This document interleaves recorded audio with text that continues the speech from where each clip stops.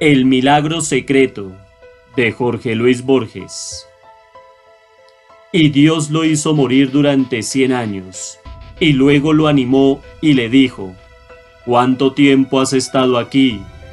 ¿Un día o parte de un día? Respondió: Alcorán, segundo 261. La noche del 14 de marzo de 1939, en un departamento de la Selnergasse de Praga, Jaromír Ladic, autor de la inconclusa tragedia Los enemigos, de una vindicación de la eternidad y de un examen de las indirectas fuentes judías de Jacob Boehme, soñó con un largo ajedrez. No lo disputaban dos individuos, sino dos familias ilustres. La partida había sido entablada hace muchos siglos. Nadie era capaz de nombrar el olvidado premio, pero se murmuraba que era enorme y quizá infinito. Las piezas y el tablero estaban en una torre secreta. Jaromír, en el sueño, era el primogénito de una de las familias hostiles. En los relojes resonaba la hora de la impostergable jugada. El soñador corría por las arenas de un desierto lluvioso y no lograba recordar las figuras ni las leyes del ajedrez. En ese punto se despertó. Cesaron los estruendos de la lluvia y de los terribles relojes. Un ruido acompasado y unánime, cortado por algunas voces de mando, subía de la Selnergasse. Era el amanecer. Las blindadas vanguardias del Tercer Reich entraban en Praga. El 19, las autoridades recibieron una denuncia. El mismo 19 al atardecer, Jaromír Ladic fue arrestado. Lo condujeron a un cuartel aséptico y blanco, en la ribera opuesta del Moldau. No pudo levantar uno solo de los cargos de la Gestapo. Su apellido materno era Jaroslavsky, su sangre era judía, su estudio sobre Boehme era judaizante, su firma delataba el censo final de una protesta contra el Anschluss. En 1928 había traducido el Sefer Yetzirah para la editorial Hermann Barsdorf. El efusivo catálogo de esa casa había exagerado comercialmente el renombre del traductor. Ese catálogo fue hojeado por Julius Roth, uno de los jefes en cuyas manos estaba la suerte de Ladic.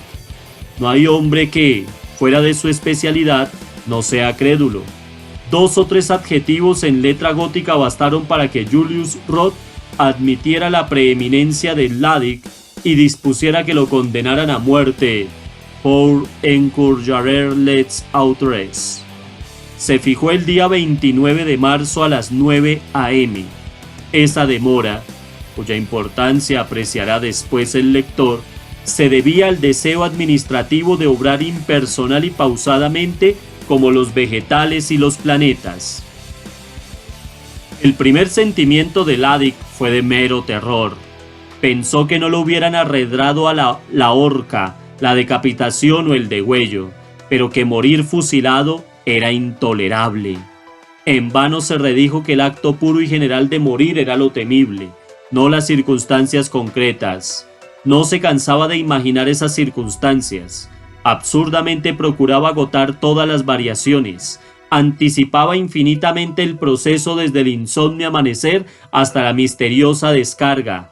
Antes del día prefijado por Julius Roth, murió centenares de muertes en patios cuyas formas y cuyos ángulos fatigaban la geometría, ametrallado por soldados variables, en número cambiante, que a veces lo ultimaban desde lejos, otras desde muy cerca.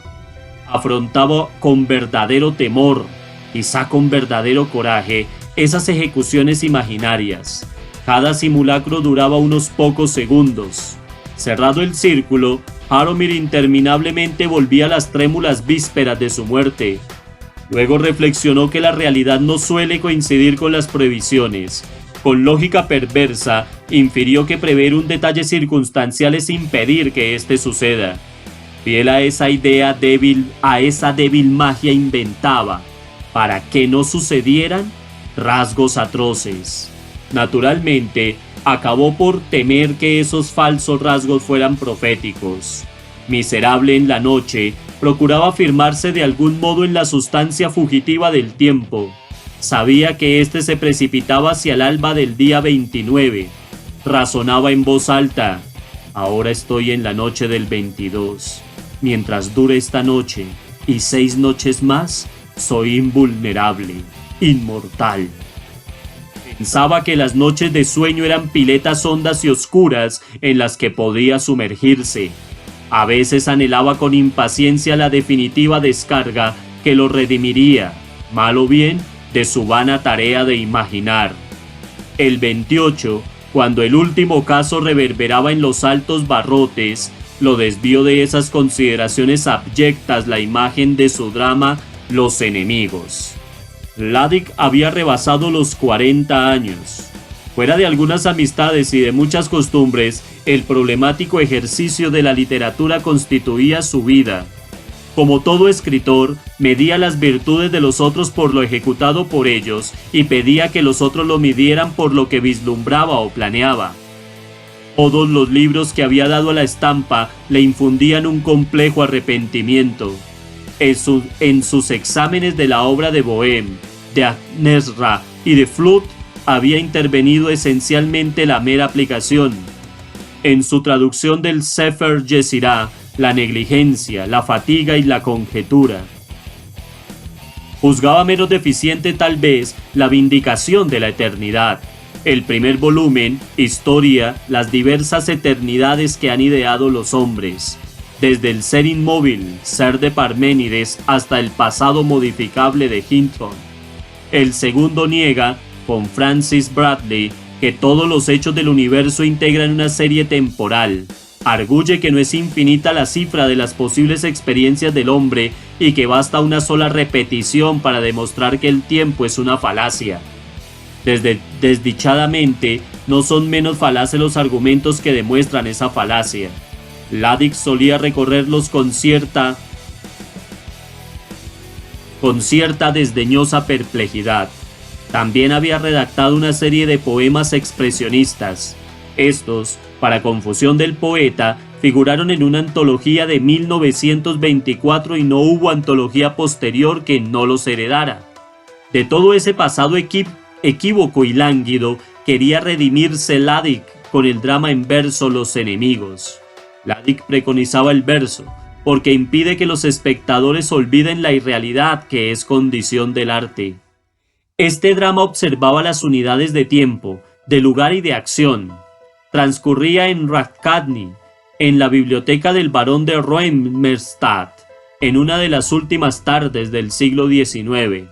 En la primera escena del primer acto, un desconocido visita a Römerstadt. Un reloj da las 7. Una vehemencia de último sol exalta los cristales. El aire trae una arrebatada y reconocible música húngara. A esta visita siguen otras. Römerstadt no conoce a las personas que lo importunan, pero tiene la incómoda impresión de haberlos visto ya, tal vez en un sueño. Todos exageradamente lo halagan, pero es notorio, primero para los espectadores del drama, luego para el mismo varón, que son enemigos secretos, conjurados para perderlo. Römerstadt logra detener o burlar sus complejas intrigas. En el diálogo aluden a su novia, Julia de Beidnidou, y a un tal Jaroslav Kupin, que alguna vez la importunó con su amor. Este ahora se ha enloquecido y cree ser Römerstadt. Los peligros arrecian. Römerstadt, al cabo del segundo acto, se ve en la obligación de matar a un conspirador. Empieza el tercer acto, el último. Crecen gradualmente las incoherencias. Vuelven actores que parecían descartados ya de la trama. Vuelve por un instante el hombre matado por Römerstadt. Alguien hace notar que no ha atardecido. El reloj da las 7. En los altos cristales reverbera el sol occidental. El aire trae la arrebatada música húngara. Aparece el primer interlocutor y repite las palabras que pronunció en la primera escena del primer acto. Römerstadt le habla sin asombro. El espectador entiende que Römerstadt es el miserable Jaroslav Kubin. El drama no ha ocurrido. Es el delirio circular que interminablemente vive y revive Kubin. Nunca se había preguntado Ladik si esa tragicomedia de errores era baladí, o admirable, rigurosa o casual. En el argumento que he bosquejado intuía la invención más apta para disimular sus defectos y para ejercitar sus felicidades, la posibilidad de rescatar, de manera simbólica, lo fundamental de su vida. Había terminado ya el primer acto y alguna escena del tercero. El carácter métrico de la obra le permitía examinarla continuamente, rectificando los hexámetros, sin el manuscrito a la vista. Pensó que aún le faltaban 2 actos y que muy pronto iba a morir. Habló con Dios en la oscuridad. Si de algún modo existo, si no soy una de tus repeticiones y erratas, existo como autor de los enemigos. Para llevar a término ese drama que puede justificarme y justificarte, requiero 1 año más. Otórgame esos días, tú, de quien son los siglos y el tiempo. Era la última noche, la más atroz, pero 10 minutos después el sueño lo anegó como una agua oscura. Hacia el alba, soñó que se había ocultado en una de las naves de la biblioteca del Clementinum. Un bibliotecario de gafas negras le preguntó: ¿qué busca? Ladik le replicó: busco a Dios. El bibliotecario le dijo: Dios está en una de las letras de una de las páginas de uno de los 400.000 tomos del Clementinum. Mis padres y los padres de mis padres han buscado esa letra. Yo me he quedado ciego buscándola. Se quitó las gafas y Ladik vio los ojos, que estaban muertos. Un lector entró a devolver un atlas. Este atlas es inútil, dijo, y se lo dio a Ladik. Este lo abrió al azar. Vio un mapa de la India, vertiginoso. Bruscamente seguro tocó una de las mínimas letras. Una voz ubicua le dijo: el tiempo de tu labor ha sido otorgado. Aquí, Ladik se despertó. Recordó que los sueños de los hombres pertenecen a Dios, y que Maimónides ha escrito que son divinas las palabras de un sueño, cuando son distintas y claras y no se puede ver quién las dijo. Se vistió. 2 soldados entraron en la celda y le ordenaron que lo siguiera.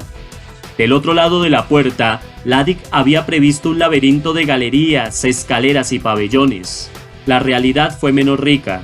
Bajaron a un traspatio por una sola escalera de fierro. Varios soldados, algunos de uniforme desabrochado, revisaban una motocicleta y la discutían.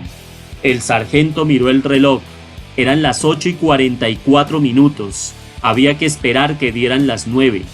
Ladik, más insignificante que desdichado, se sentó en un montón de leña. Advirtió que los ojos de los soldados rehuían los suyos. Para aliviar la espera, el sargento le entregó un cigarrillo. Ladik no fumaba. Lo aceptó por cortesía o por humildad. Al encenderlo, vio que le temblaban las manos. El día se nubló. Los soldados hablaban en voz baja como si él ya estuviera muerto. Vanamente procuró recordar a la mujer cuyo símbolo era Julia de Vignedoux. El piquete se formó, se cuadró. Ladik, de pie contra la pared del cuartel, esperó la descarga. Alguien temió que la pared quedara más maculada de sangre. Entonces le ordenaron al reo que avanzara unos pasos.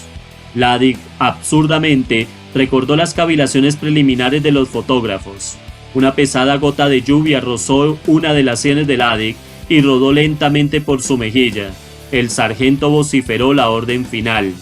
El universo físico se detuvo. Las armas convergían sobre Ladik, pero los hombres que iban a matarlo estaban inmóviles. El brazo del sargento eternizaba un ademán inconcluso. En una baldosa del patio una abeja proyectaba una sombra fija. El viento había cesado como en un cuadro. Ladik ensayó un grito, una sílaba, la torsión de una mano. Comprendió que estaba paralizado. No le llegaba ni el más tenue rumor del impedido mundo. Pero pensó: estoy en el infierno. Estoy muerto. Pensó: estoy loco. Pensó: el tiempo se ha detenido. Luego reflexionó que en tal caso también se hubiera detenido su pensamiento. Quiso ponerlo a prueba. Repitió, sin mover los labios, la misteriosa cuarta égloga de Virgilio. Imaginó que los ya remotos soldados compartían su angustia. Anheló comunicarse con ellos, Le asombró no sentir ninguna fatiga, ni siquiera el vértigo de su larga inmovilidad. Durmió, al cabo de un plazo indeterminado. Al despertar, el mundo seguía inmóvil y sordo. En su mejilla perduraba la gota de agua, en el patio la sombra de la abeja. El humo del cigarrillo que había tirado no acababa nunca de dispersarse. Otro día pasó, antes que Ladik entendiera.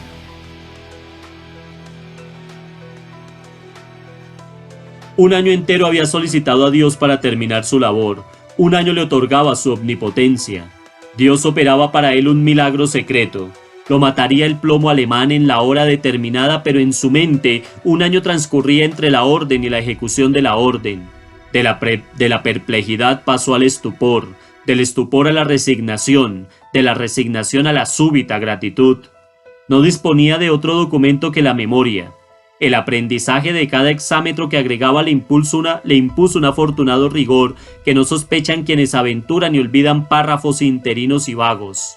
No trabajó para la posteridad ni aún para Dios, de cuyas preferencias literarias poco sabía. Minucioso, inmóvil, secreto, urdió en el tiempo su alto laberinto invisible. Rehizo el tercer acto 2 veces, borró algún símbolo demasiado evidente, las repetidas campanadas, la música. Ninguna circunstancia lo importunaba. Omitió, abrevió, amplificó. En algún caso optó por la versión primitiva. Llegó a querer el patio, el cuartel. Uno de los rostros que lo enfrentaban modificó su concepción del carácter de Römerstadt. Descubrió que las arduas cacofonías que alarmaron tanto a Flaubert son meras supersticiones visuales, debilidades y molestias de la palabra escrita, no de la palabra sonora. Dio término a su drama. No le faltaba ya resolver sino un solo epíteto. Lo encontró. La gota de agua resbaló en su mejilla. Inició un grito enloquecido. Movió la cara. La cuádruple descarga lo derribó. Jaromír Ladik murió el 29 de marzo a las 9:02 de la mañana. Fin.